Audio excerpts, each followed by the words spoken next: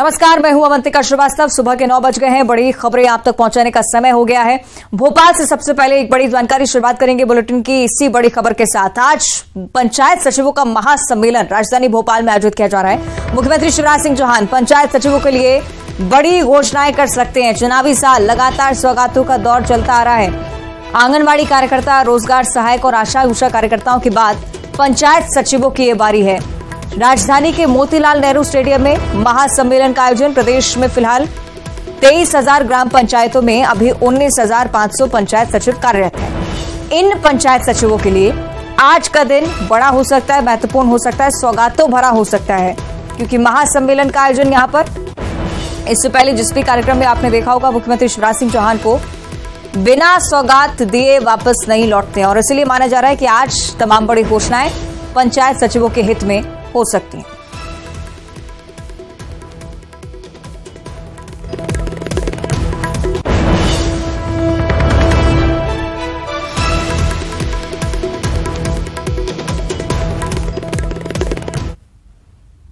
भोपाल से अगली बड़ी खबर, जहां राष्ट्रपति द्रौपदी मुर्मू आज उत्कर्ष और उन्मेष उत्सव का शुभारंभ राजधानी भोपाल में करने वाली हैं।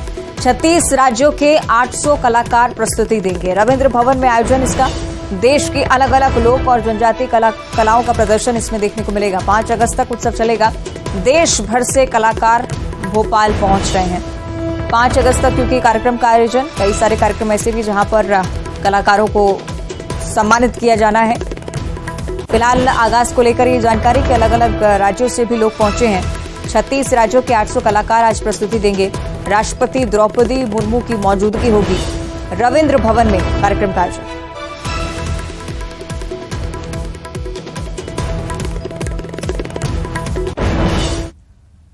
आगे बढ़ते हैं। रायपुर से अगली बड़ी खबर, जहां बीजेपी प्रदेश में यात्रा निकालने की तैयारी कर रही है। बस्तर और सरगुजा से यात्रा का आगाज होगा। 15 दिन में 90 विधानसभा सीटों पर यात्रा निकाली जाएगी। 1 सितंबर से 15 सितंबर तक यात्राओं का दौर चलेगा। यात्रा की जिम्मेदारी कोर ग्रुप के सदस्यों को सौंपी गई है। यात्रा का मकसद हो सकता है कि बीजेपी सरकार अपने समय की उपलब्धियां जरूर बताए जनता को, साथ ही साथ इस बार क्या कुछ हुआ है क्या नहीं हुआ है इसे लेकर भी जनता के बीच पहुंचने की कवायद भारतीय जनता पार्टी की तरफ से। लेकिन 90 विधानसभा सीटों पर फोकस। 15 सितंबर तक यात्रा का ये सिलसिला रुकेगा नहीं।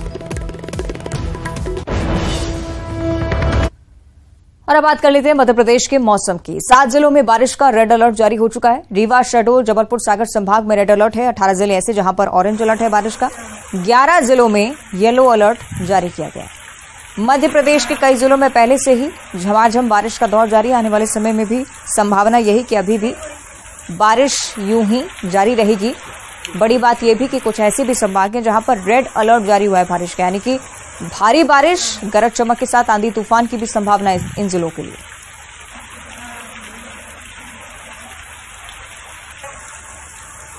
एमपी में बारिश का रेड अलर्ट जारी हुआ है 7 जिलों के लिए। कुछ ऐसे जिले भी जहां पर ऑरेंज अलर्ट है। 18 ऐसे जिले हैं, 11 ऐसे जिले जहां पर येलो अलर्ट बारिश का जारी किया गया।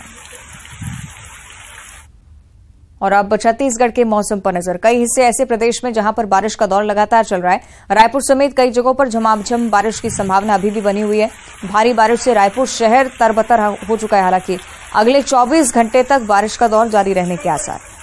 तो कई जिले ऐसे जहां पर लगातार बारिश हो भी रही है, लेकिन राजधानी की अगर हम बात करते हैं तो भारी बारिश का दौर कल सुबह से ही लगातार चल रहा है और अभी भी बारिश थमी नहीं है। अगले 24 घंटे के लिए भी बारिश का दौर जारी रहने वाला है, ऐसी संभावना मौसम विभाग की तरफ से जाहिर की गई है।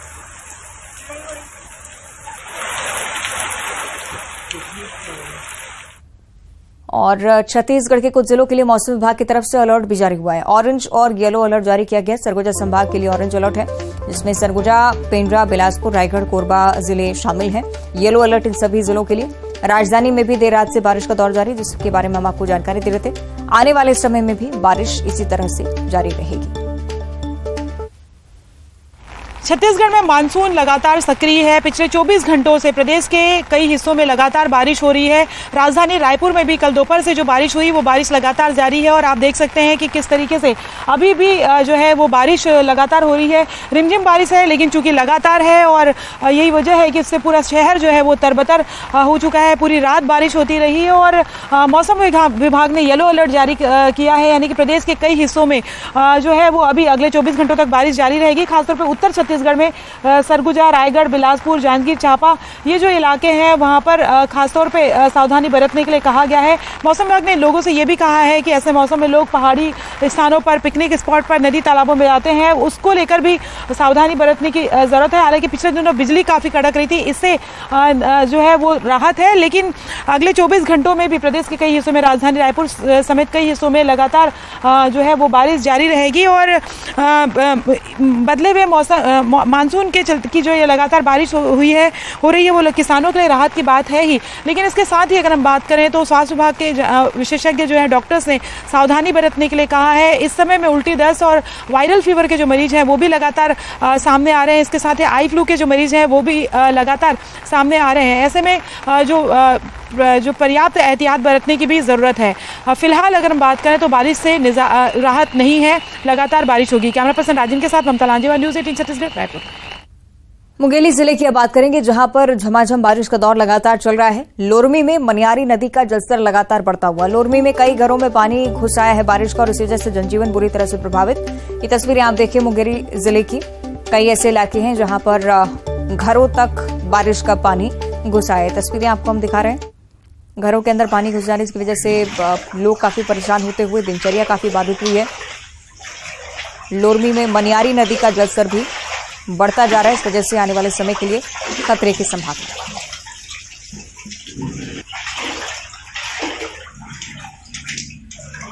ये तस्वीरें आप देख रहे हैं, घरों के अंदर पानी घुस गया है।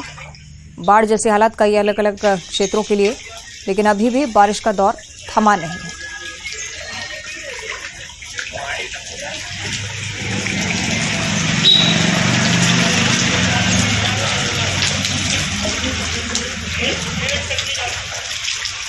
बिलासपुर का हाल भी कुछ ऐसा ही है। जिले में पिछले 24 घंटे से बारिश हो रही है। लगातार बारिश से तापमान में गिरावट जरूर आई है, लेकिन मौसम विभाग ने चेतावनी जारी की है। बिलासपुर में ऑरेंज और येलो अलर्ट अलग अलग क्षेत्रों के लिए जारी हुआ है।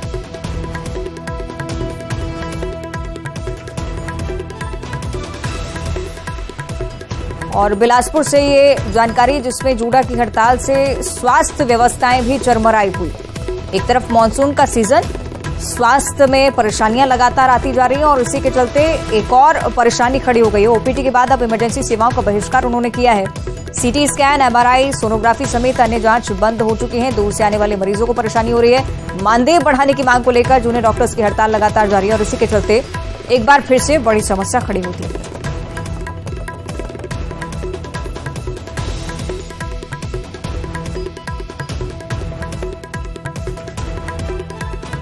बिलासपुर से बड़ी जानकारी, जूनियर डॉक्टर्स की हड़ताल से सिम्स में स्वास्थ्य व्यवस्थाएं बुरी तरह से चरमराई जा रही हैं।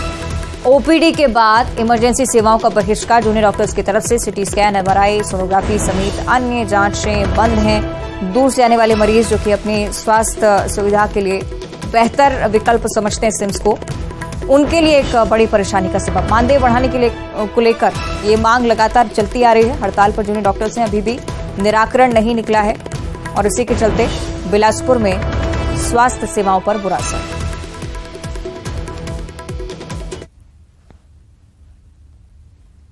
आगे बढ़ते हैं। रायगढ़ से अगली बड़ी खबर, जहां बेटी की हत्या में पिता और एक अन्य व्यक्ति को गिरफ्तार किया गया है। थाने में बेटी के लापता होने की सूचना दी गई थी। प्रेम प्रसंग से नाराज था युवती के पिता और हत्या का शव को खेत में फेंका था। पिता के साथ युवती का प्रेमी भी गिरफ्तार हुआ है। कापू थाना क्षेत्र के बंधनपुर का यह पूरा मामला। रायगढ़ की ये पूरी वारदात, बेटी की हत्या में पिता भी शामिल पाया गया। एक अन्य व्यक्ति को भी गिरफ्तार किया गया है। बेटी के लापता होने की सूचना खुद पिता ने थाने पहुंचकर बताई थी, लेकिन बाद में आरोपी पिता ही।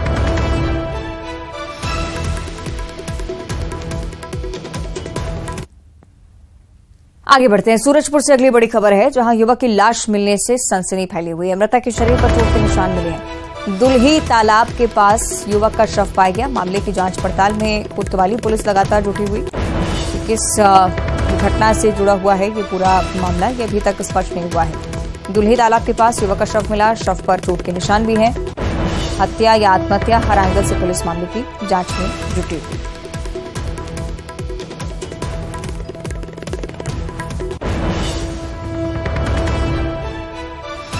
सूरजपुर से ये बड़ी जानकारी। दुल्ही तालाब के पास युवक का शव मिला है। इस वजह से इलाके में भी दहशत फैली हुई है। कोतवाली पुलिस को सूचित किया गया। पुलिस साक्ष्यों के आधार पर आगे की जांच करेगी। पेंड्रा की आगे बात करेंगे, जहां छात्रावास में शराब पीने का मामला सामने आया था। शराब पीने के आरोप में 2 लोगों को निलंबित किया गया है। हॉस्टल अधीक्षक और कर्मचारी सस्पेंड हो चुके हैं। रोजगार सहायक को प्रभार से हटा दिया गया है। गोरेला में हॉस्टल में शराब पीते ये सभी पाए गए थे और उसी के बाद गाज गिरी है। तो पेंड्रा में ये बड़ी कार्रवाई। हॉस्टल अधीक्षक, कर्मचारी सस्पेंड हो चुका है। रोजगार सहायक को भी प्रभार से हटाया गया है। हॉस्टल में शराब पीते पकड़े गए, उसके बाद फौरन कार्रवाई।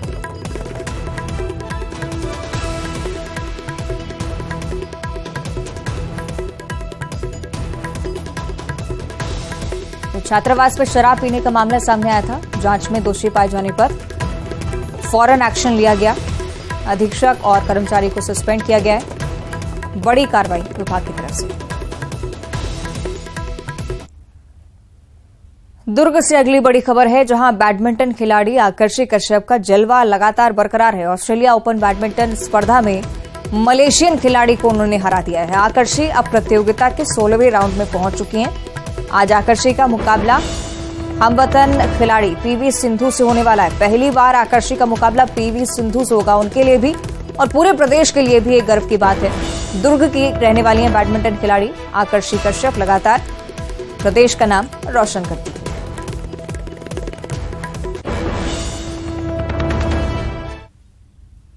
कोरिया की आगे चर्चा करेंगे, जहां दुकान में आग लगने से लाखों की संपत्ति खाक हो चुकी है। दुकान में शॉर्ट सर्किट के चलते आग लगी। दमकल की गाड़ियां मौके पर पहुंची, आग पर काबू पाया गया। बैकुंठपुर के भट्टीपारा इलाके की घटना, तस्वीरें आप देखिए। घटनास्थल की तस्वीरें हम आपको दिखा रहे हैं। कोरिया की एक दुकान, जहां पर शॉर्ट सर्किट के चलते आग भड़की थी। इतनी विकराल रही आग कि सारा सामान जलकर नष्ट हो गया है। लाखों की संपत्ति का नुकसान। मौके पर अफरा तफरी भी बनी। फौरन दमकल की टीमों को सूचित किया गया, लेकिन जब तक टीमें पहुंचती काफी नुकसान हो चुका था। उसके बाद अन्य इलाकों तक ये आग ना बढ़े, ये जरूर सुनिश्चित किया गया और फौरन आग पर काबू पाया गया।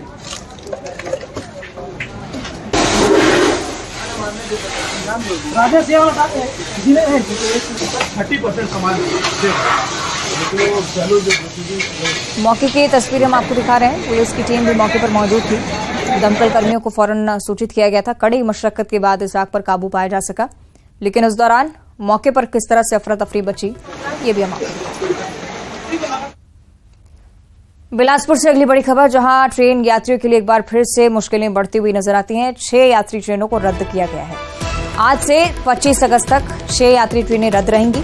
दक्षिण पूर्व मध्य रेलवे ने आदेश जारी कर दिए। जबलपुर मंडल में नई लाइन की कमीशनिंग होनी है। रीवा स्टेशन पर नई लाइन की कमीशनिंग के चलते प्लेटफॉर्म, पिट लाइन और कनेक्टिविटी का काम होगा और इसी के चलते कई सारी ट्रेनें प्रभावित। 7 यात्री ट्रेनों को रद्द करना पड़ा। श्योपुर की आगे बात करेंगे, जहां वन विभाग की टीम और ग्रामीणों के बीच विवाद हो गया। पथराव और जमकर लाठी डंडे भी चले हैं। वन विभाग की टीम की ओर से फायरिंग भी की गई, लेकिन गनीमत यह रही कि फायरिंग में कोई हताहत नहीं हुआ। ग्रामीणों ने वन विभाग की टीम से बंदूक भी छीन ली। बीजेपी विधायक के आवास पर पहुंच गए बंदूक को लेकर। वन भूमि पर कब्जे को लेकर पूरा विवाद शुरू हुआ था।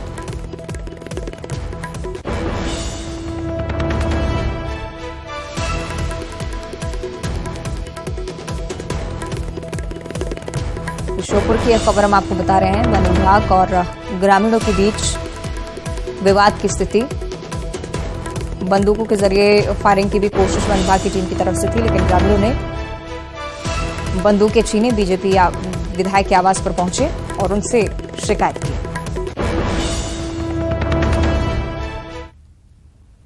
रायसेन की आगे बात करेंगे, जहां वैध पत्थर खदान पर कार्रवाई हुई है। खनन विभाग की तरफ से बड़ी कार्रवाई। जेसीबी मशीन सहित ट्रक, डंपर जब्त कर लिया गया है।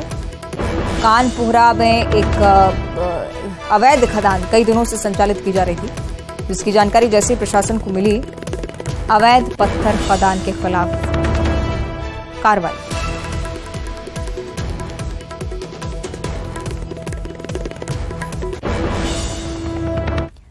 बुरहानपुर से अगली बड़ी खबर, जहां शराबी का हाई वोल्टेज ड्रामा देखने को मिला है। दरअसल ये शराबी शाहपुर में स्टेट हाईवे को सड़क पर आकर सोने लगा था और इस दौरान लोग अपने वाहन बचाकर निकलते हुए नजर आए। कुछ वाहन चालकों ने नीचे उतरकर शराबी को हटाने की भी कोशिश की, लेकिन शराबी बार बार वहीं पर आकर सो रहा था, जिसकी वजह से आवागमन बाधित होता हुआ। ये कुछ तस्वीरें सामने आई हैं घटना से जुड़ी हुई। बुरहानपुर की ये तस्वीरें, शराबी व्यक्ति ने जमकर हंगामा मचाया। कई लोगों ने रास्ते से हटाने की भी कोशिश की, लेकिन शराबी युवक वहीं आकर बार बार सो रहा था। इधर बालाघाट के कोसमी पंचायत में लोगों ने एक बंदर की शव यात्रा निकाली, उसका विधि विधान से अंतिम संस्कार करवाया। आपको बताएं कि करंट लगने की वजह से बंदर की मौत हो गई थी। वार्डवासियों ने चंदा इकट्ठा किया, शव यात्रा निकाली, बंदर झैया में उसका अंतिम संस्कार करवाया। इस दौरान वार्ड के युवा, बुजुर्ग और बच्चे शामिल हुए।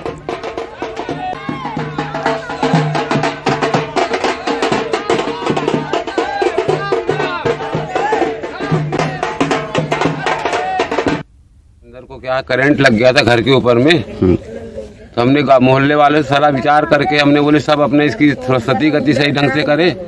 ये भी एक प्राणी है, ये भी एक जीव है, और पूरे मोहल्ले वालों का सही है, और पूरे बच्चे हमको और गांव वालों ने पूरा साथ दिया हमको इस काम में। जिस तरह मनुष्य को मिट्टी दी जाती है, कांधे पर रखकर उसे शव यात्रा निकाली जाती है, वो शव यात्रा निकाल करके उसे बंदर झीरे लेकर के आए हैं।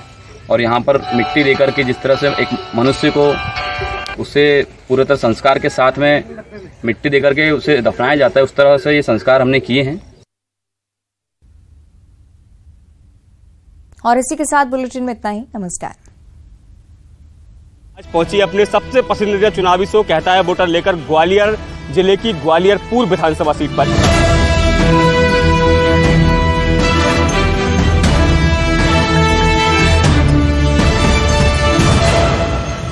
दादा जी कामकाज बढ़िया है, एक नंबर है। ठेला वाले को परेशान करते हैं, आते लोग आगे तो परेशान करते हैं ठेला वाले को। गंदे पानी की समस्या और गड्ढों की समस्या, ये सबसे बड़ी समस्या है। जहाँ मैं रहता हूँ वहाँ पार्षद तो कांग्रेस का है, उसकी वर्डिंग ये होती है कि बीजेपी कुछ करने नहीं देती। अपने लिए हमें कोई समस्या नहीं, बढ़िया पानी आ रहा, बिजली जल रही है, आराम से रह रहे हैं।